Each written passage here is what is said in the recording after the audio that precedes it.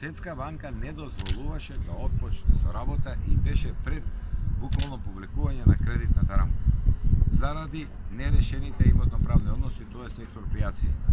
И постоеше закана, ние со нашето доаѓање имавме два состанока со Светска банка, ги замоливме да ни дозволат еден период од 4-5 месеци, бидејќи експроприацијата беше, верувајте или не, само на некои 10-15% завршена експроприација. А без експроприација не можете да градите, ама апсолутно ништо.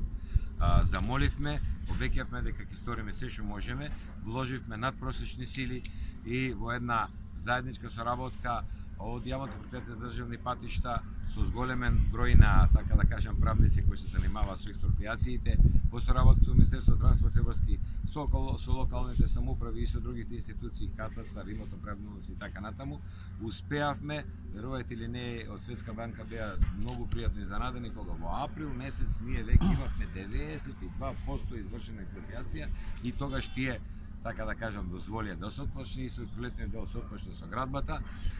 Во меѓувреме и останатите 7% веќе се надминати, не постојат никакви препреки на оваа делница, што од експроприација, што од археологија да се работи и дадено име на изведувачот од решени раци да терат со максимален напор, а побарано е исто така дел што заради некои други објективни причини не можеле да го направат во минатата година, да го стават во репрограмот, планот за ова година и од нивна страна еве гледаме сега сме моментално на секцијата на Гранит.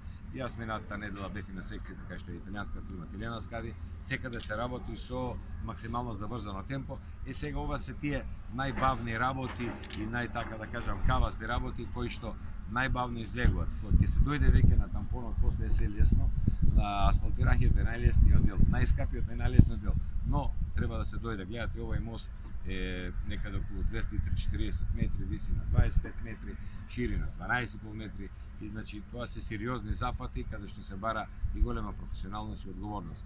А се останато паралелно се работи на делот од Куманово до Крива Паланка, значи Куманово Страцин, ова година ќе отпочне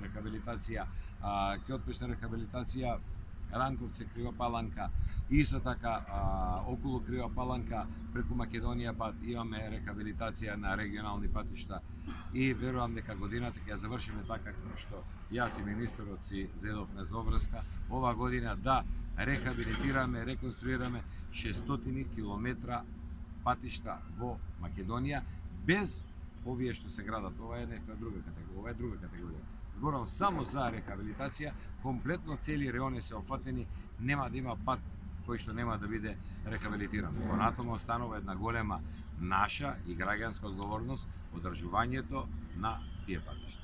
Имате ли некоја сумарна бројка за каква габаритна инвестиција станува збор за во моментов она што во моментот во овој регион се инвестира?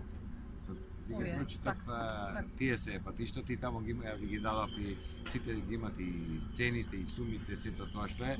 И јас не верувам дека било кога повеќе во овој регион се инвестира.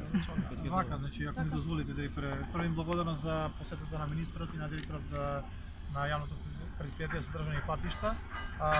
Мислам дека ваква инвестиција од осамостојувањето на Република Македонија 1991 година до денес не се случило да се влеат толку финансиски средства во капитални инвестиции во сферата на инфраструктурата. Имено, со она што вие го споменавте, изградба на втората делница од Белјаковци до Крива Паланка во висина околу 150 милиони евра. Изградба на овој експресен пат околу 56 милиони евра. Изградба и рехабилитација на третата лента кон ДВ Бар во висина 13 милиони евра.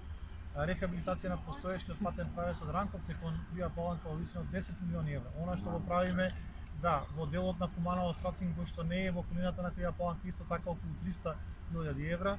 Она што го правиме со регионалните патни правци. Минатата година од Крива Паланка кон село Огут и оваа година од Крива Паланка кон село Луке, цирка се на се приближно Крива Паланка и околината ќе добијат инвестиција од над 230 милиони евра. Повторувам, ова до сега не се случило во делот и околината на Крива Паланка и во таа насока би сакал лично од мое име како градоначалник на општина Крива Паланка, но и од граѓаните на Крива Паланка и оние кои што живеат во овој регион да се заблагодарам и до вас како ресорни министерства, но и до владата на Република Македонија која што вложува искрено огромни напори за подобрување на инфраструктурата во регионот.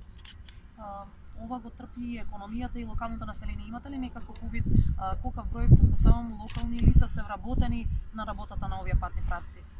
Да, јас Мислам само дека ќе ви кажам дека и тука има импакт. огромен импакт, затоа што Крива Паланка е позната по неимарството и градежништвото.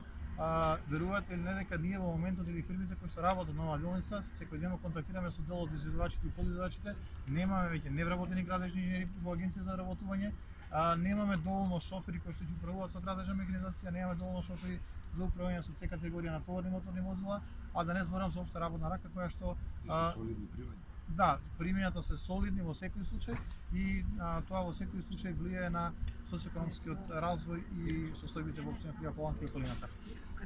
Благодарам.